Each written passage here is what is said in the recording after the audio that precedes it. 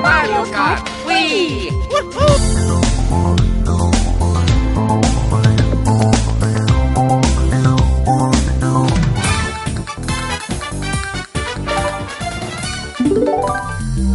Welcome to the Classic Game Room review of Mario Kart Wii.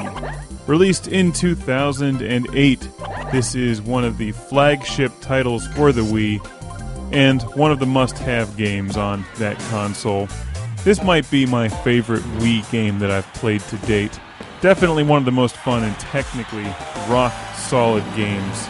The design of the backgrounds and the whole environment is just stunning.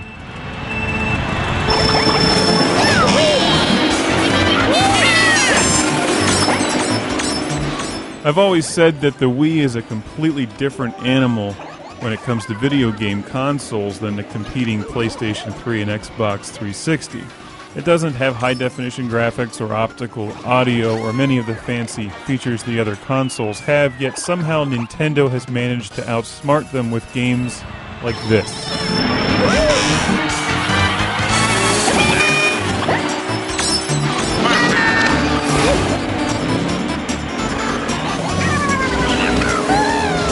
The designers of this game have used the limitations and the strengths of the Wii in creating this game. Its cartoony style, its bright, colorful, high-contrast imagery works well with the Wii graphics. Many games that are simply shoveled over to the Wii end up looking like bad Sega Dreamcast or PlayStation 1 games. Not so with Mario Kart Wii. Games like this and Metroid Prime Corruption that were actually made by Nintendo are made specifically for the Wii, and therefore they get it right. Also, the controls of this game are terrific. Many Wii games feel like the Wii controller and nunchuck controller are just tacked on as some kind of a marketing gimmick. This game feels as though it was designed with the Wii controller and the Wii wheel specifically in mind. The controls are terrific.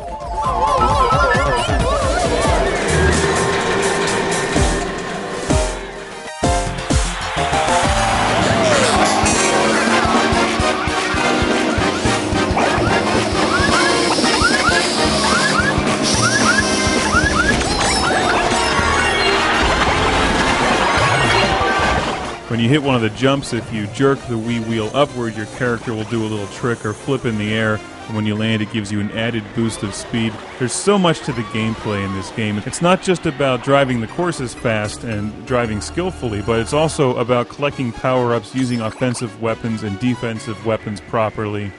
There's just a lot going on in this game.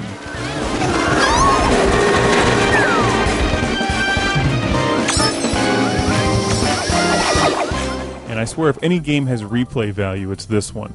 The music does get to be a bit much at times, but you can always turn the volume down, so it's not a big deal.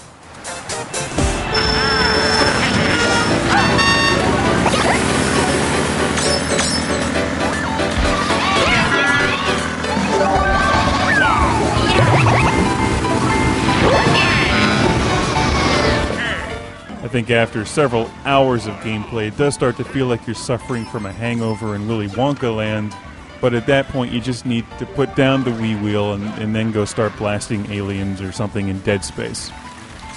Go from one extreme to the other.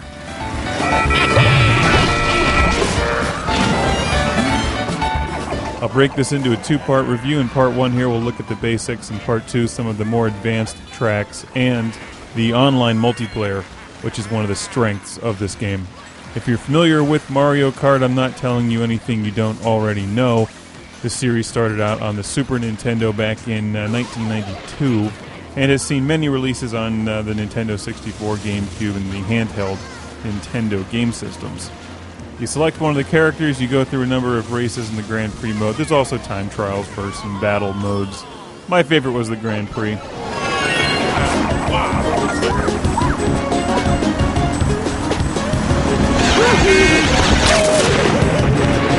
As you win the various races and circuits, you unlock different vehicles and characters, and the whole game is just terrific.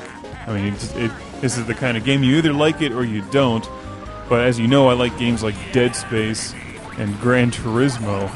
So I'm kind of fanatical about technical quality and gameplay in video games, And Mario Kart Wii is at that same level of technical and gameplay perfection, even if it doesn't output in high definition.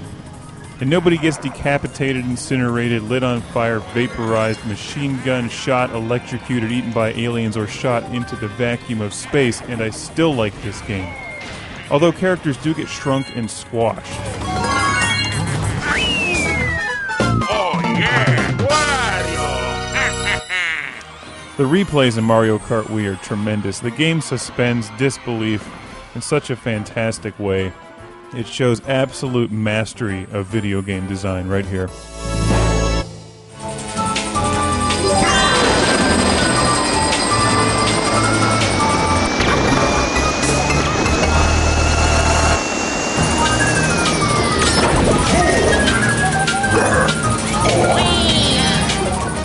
Normally I'd choose a Nissan Skyline for a track like this. The courses in the game go from very simple, basic road courses all the way up to these I don't know what you'd call this. It's like eating a bowl of Fruit Loops while entering the Monolith in 2001. And this track is hard.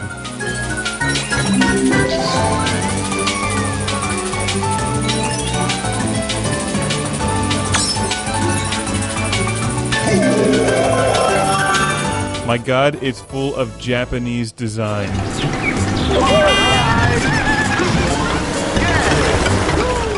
I found most of the gameplay once I got through the beginning levels to be fairly competitive and definitely interesting.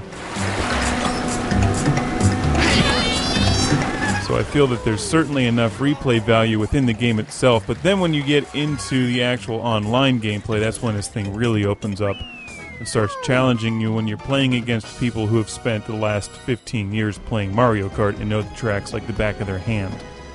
But we'll check that out in part 2.